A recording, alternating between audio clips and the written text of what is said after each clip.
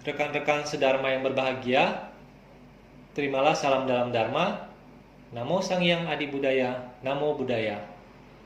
Di kesempatan ini, saya akan memberikan sharing Dharma dengan topik karma dan kelahiran kembali. Di dalam Digha Nikaya 1, halaman 82, di situ disebutkan, dengan penglihatannya yang waskita dan luar biasa, Buddha melihat makhluk-makhluk yang mati dan lahir, berderajat rendah dan tinggi, cantik dan jelek, baik dan jahat sesuai karmanya.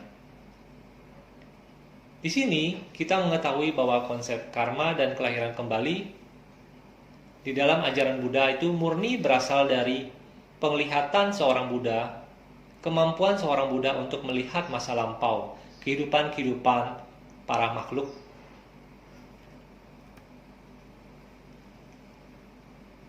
Namun, pandangan para cendekiawan non-Buddhis tentang karma dan kelahiran kembali dari Buddhisme, dikatakan bahwa cendekiawan Hindu menyatakan Buddhisme awal pastilah bukan ajaran asli.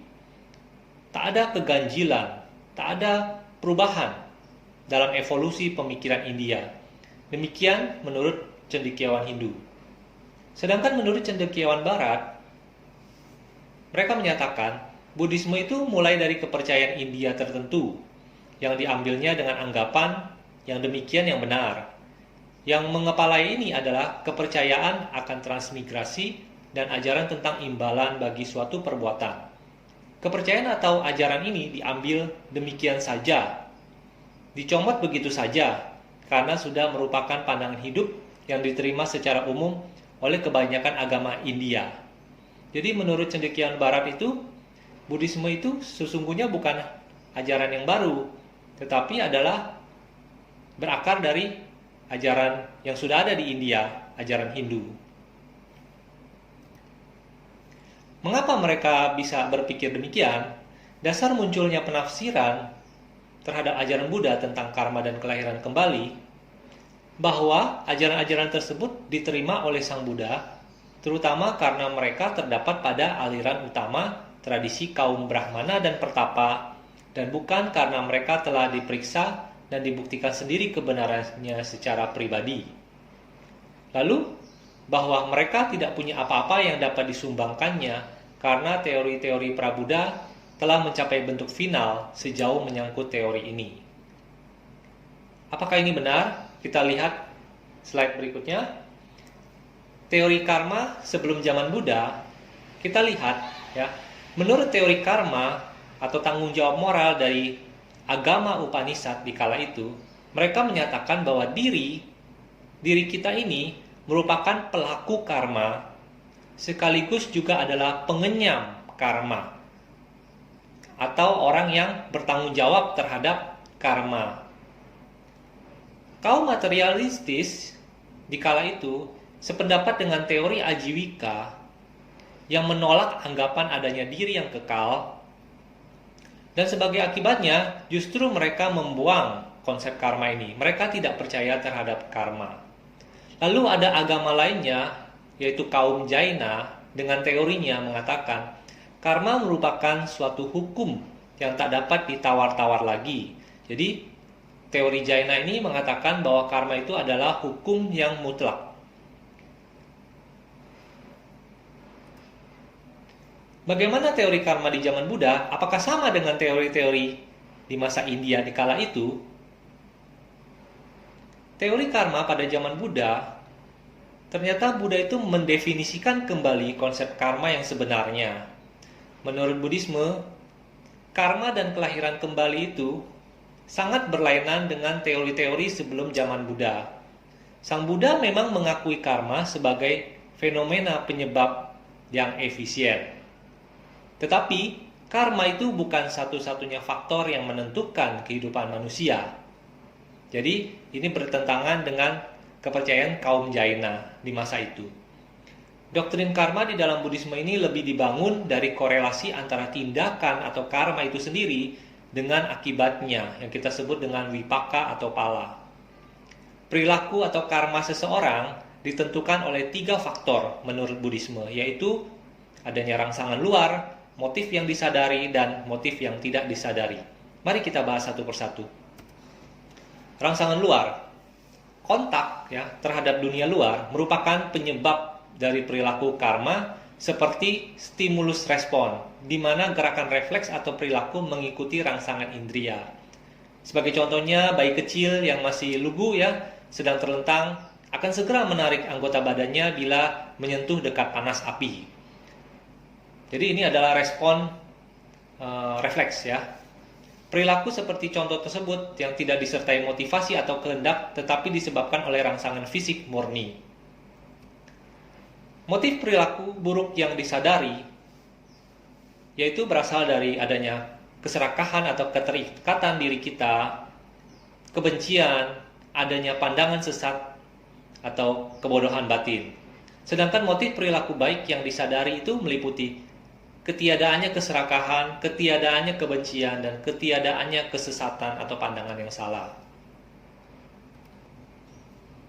Sedangkan motif yang tidak disadari itu yaitu keinginan adanya hidup yang kekal, keinginan untuk menghindari kematian, keinginan untuk menikmati kesenangan, dan keinginan untuk menghindari dari rasa sakit.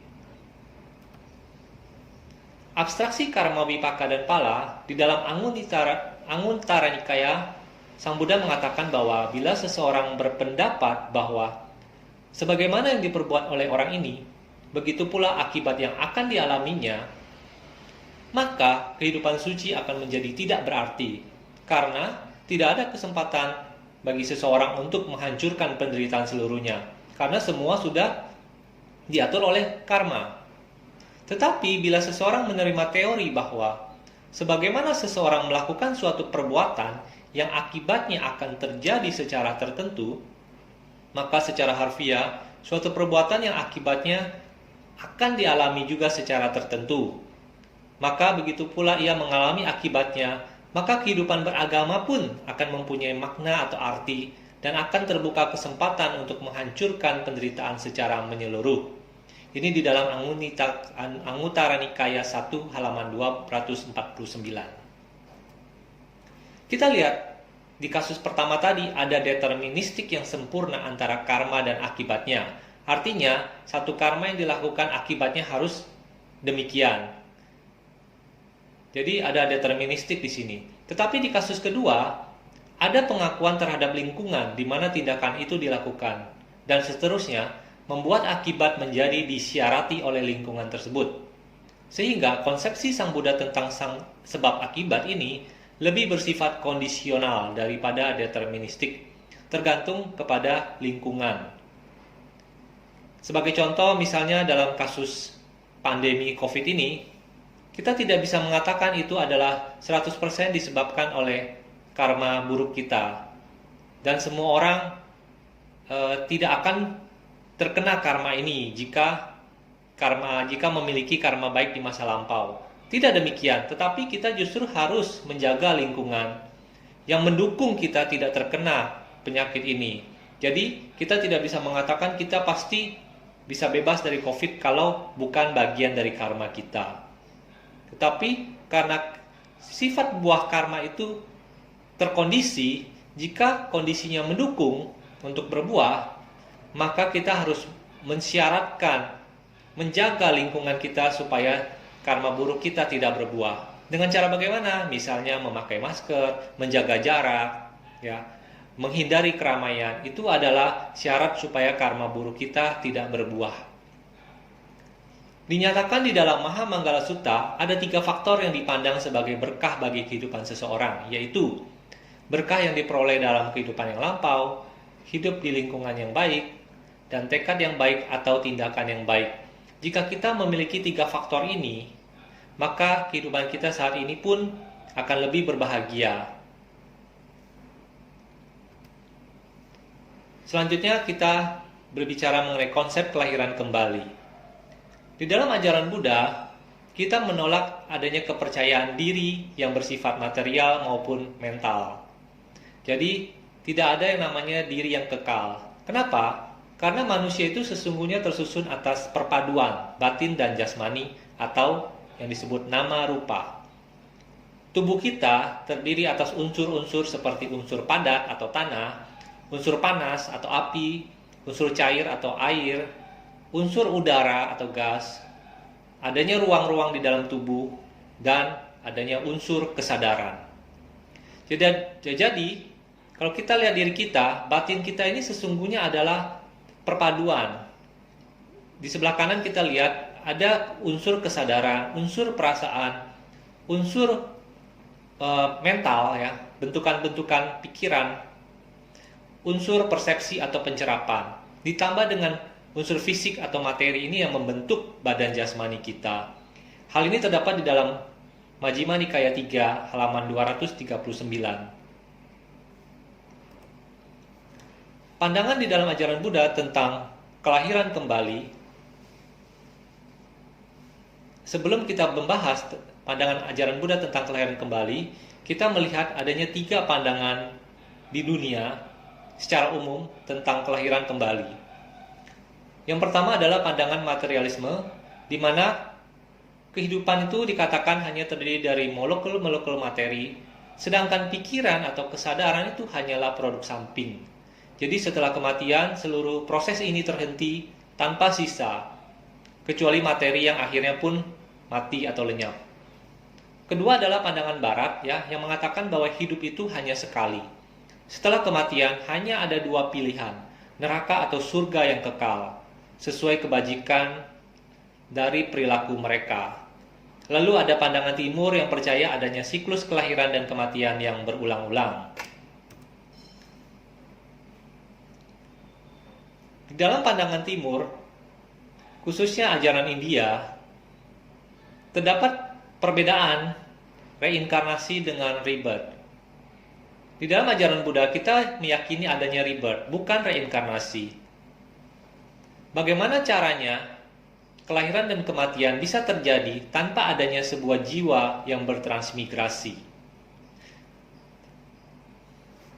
Reinkarnasi, kalau kita lihat di sini, bagaikan api lilin yang berpindah dari satu lilin ke lilin berikutnya.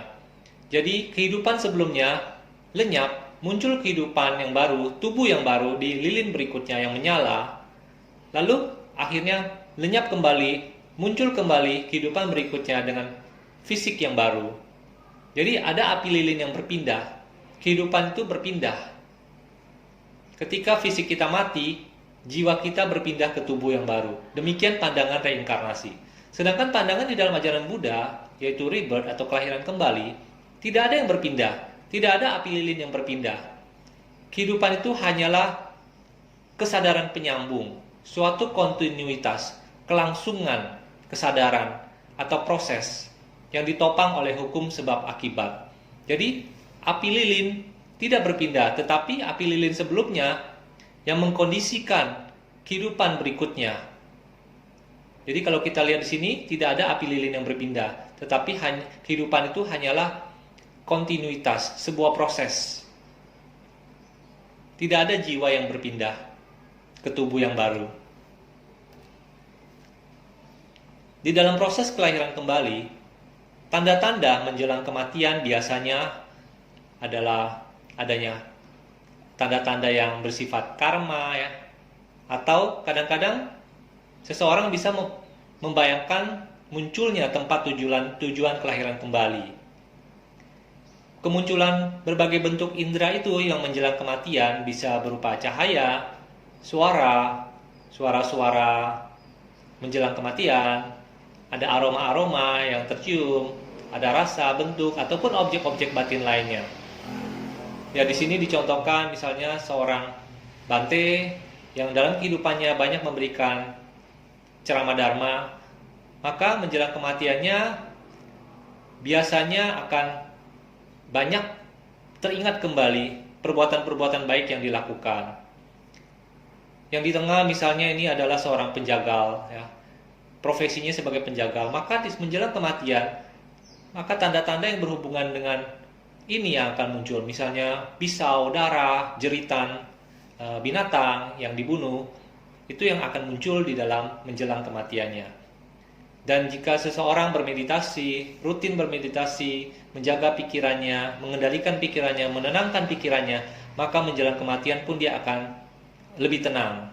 Karena mampu mengendalikan pikirannya ketika muncul objek-objek yang mengganggu menjelang kematian. Bagaimana kita tahu karma yang matang di saat kematian? Urutan-urutan matangnya karma yaitu mulai dari karma yang berat atau garuka karma, yang kedua adalah karma menjelang kematian, yang ketiga adalah karma kebiasaan, dan yang terakhir adalah karma cadangan. Jadi yang pertama kali muncul adalah karma yang berat jika kita memiliki, atau garuka karma. Karma berat atau garuka karma ini bersifat sangat kuat sehingga pasti akan menghasilkan kesadaran kelahiran kembali segera di eksistensi berikutnya. Contohnya adalah karma berat yang baik, yaitu pencapaian jana-jana materi halus dan non-materi, menghasilkan kelahiran kembali di alam-alam materi halus dan non-materi. Sedangkan karma berat yang buruk menciptakan perpecahan sangga misalnya, atau melukai seorang Buddha ketika di zaman Buddha, membunuh seorang arahat, atau bahkan membunuh ayah dan ibu kandung, itu termasuk karma berat yang buruk. Termasuk di sini adalah memiliki pandangan yang salah, yang menyangkal atau tidak mempercayai adanya hukum karma dan akibatnya. Itu pun adalah pandangan salah yang fatal yang bisa berakibat karma buruk yang sangat berat sehingga bisa terlahir di alam rendah atau neraka yang paling dalam. Berikutnya adalah karma menjelang kematian yang muncul jika tidak ada karma berat atau garuka karma menjelang kematian. Tindakan atau kehendak yang dilakukan atau diingat beberapa saat sebelum kematian. Jadi pada waktu menjelang kematian, detik-detik menjelang kematian itu akan muncul karma-karma. Jika tidak ada karma berat, maka karma yang menjelang kematian ini yang akan matang lebih dulu. Sebagai contoh di zaman Buddha, mata Kundali melihat Buddha, maka hatinya dipenuhi dengan kegembiraan dan rasa pemujaan, rasa hormat. Di saat itu, dengan keyakinan yang mendalam terhadap Buddha, dia meninggal dunia seketika itu, dan dengan kondisi menjelang kematian tersebut, detik-detik menjelang kematian tersebut, karena pikiran baik yang dia munculkan, sehingga dia terlahir di salah satu alam surga. Dan jika tidak ada karma menjelang kematian yang muncul, maka karma yang muncul adalah karma kebiasaan, yaitu hal-hal yang biasanya kita lakukan dalam kehidupan kita saat ini. Misalnya sebagai seorang dokter, misalnya menyembuhkan pasien, mengobati pasien dengan penuh kasih sayang, dengan penuh cinta kasih, maka pada waktu menjelang kematian, karma kebiasaan ini bisa muncul, mengingat kembali apa perbuatan baik yang dilakukannya, sehingga dia bisa terlahir di alam yang lebih baik. Contoh lain adalah seorang pemburu. Profesi pekerjaan sebagai seorang pemburu, karena sering dilakukan setiap hari sebagai profesi, menjelang kematian, karma ini bisa muncul dan berakibat fatal, kelahiran di alam yang rendah, kelahiran di alam yang tidak menyenangkan, di alam menderita. Demikian juga contoh lain adalah seorang meditator yang sering bermeditasi, menenangkan pikiran, mengendalikan pikiran, maka menjelang kematian, karma kebiasaan ini akan muncul, sehingga pikirannya bisa tenang menghadapi kematian dan terlahir di alam yang lebih baik, di alam surga. Jika ketiga karma itu tidak muncul, maka karma cadangan ini pun bisa muncul menjelang kematian. Karma cadangan ini adalah karma yang sisanya cukup kuat untuk memicu dan menentukan jalannya kelahiran kembali. Karma cadangan ini meskipun kemungkinan kecil terjadi atau muncul, tetapi bisa muncul jika tidak ada garuka karma, jika tidak ada karma-karma lain yang muncul. Umumnya yang muncul menjelang kematian itu adalah karma menjelang ajal atau karma kebiasaan yang bekerja. Tapi jika tidak muncul, maka karma cadangan ini bisa muncul. Analoginya sebagai berikut, yaitu seperti kandang kerbau yang sedang dibuka, maka garuka karma itu ibarat kerbau besar dan kuat yang berada di dekat pintu keluar yang akan keluar duluan. Kemudian adalah kerbau yang kebetulan dekat pintu, yaitu karma menjelang ajal, atau kerbau yang sering mondar-mandir dekat pintu keluar, itu adalah karma kebiasaan, itu yang akan keluar duluan. Tetapi bukan tidak mungkin kerbau-kerbau yang jauh dari pintu tetapi terdesak keluar oleh kerbau lainnya, sehingga justru dia yang keluar duluan. Sebab-sebab kelahiran kembali, ada 3 faktor terjadinya sebagai syarat terjadinya kelahiran kembali suatu makhluk, terutama manusia, yaitu adanya pertemuan sperma dan ovum.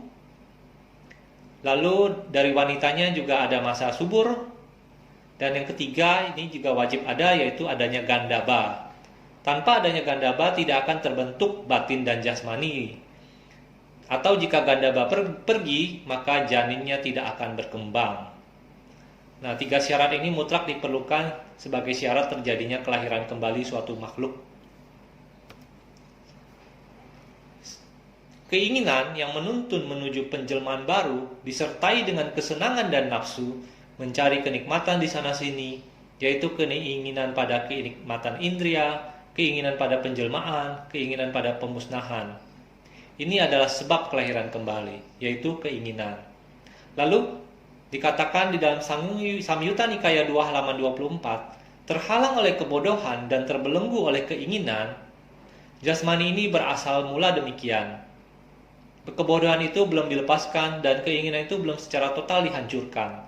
Oleh karena itu, dengan hancurnya jasmani, si dungu mengembara menuju jasmani yang lainnya. Jadi kita bisa lihat sebab kelahiran kembali itu karena kita masih memiliki keinginan, nafsu indria, dan masih memiliki kebodohan batin. Demikian yang bisa saya sampaikan. Semoga bermanfaat buat rekan-rekan sedharma semua, menambah wawasan pengetahuan dharma, khususnya mengenai karma dan kelahiran kembali. Terima kasih. Namo Sang Hyang Adi Budaya. Namo Buddhaya.